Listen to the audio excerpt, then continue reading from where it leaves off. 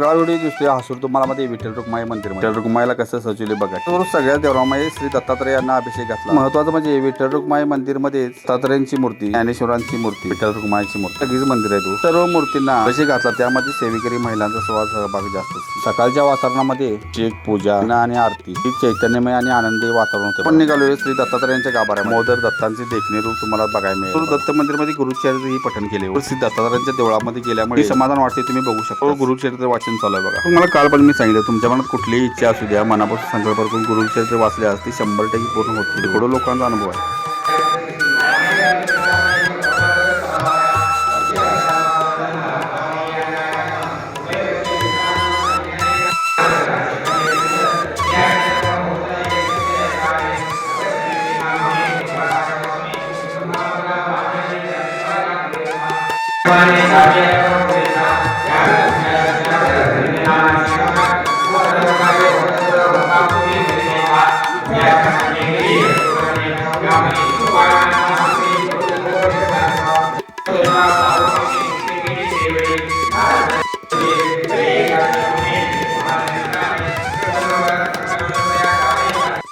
श्रेयांशूला घेऊन गेलो. देवाचं सगळ्या दर्शन घेतलं. रुक्माई, ज्ञानेश्वर, तुकाबांचं दर्शन घेतलं आणि श्री दत्तात्रय यांचं दर्शन घेतलं. श्री दत्तात्रयांच्या मंदिरामध्ये गेल्यावर आमच्या श्रेयांशून तरी पंचामृत धुमडा करून टाकला. गुरुचरित्राचा 4था दिवस बघा. 24 ते 35 अध्याय पूर्ण केले. मित्रांनो, व्हिडिओ कसा वाटला नक्की सांगा.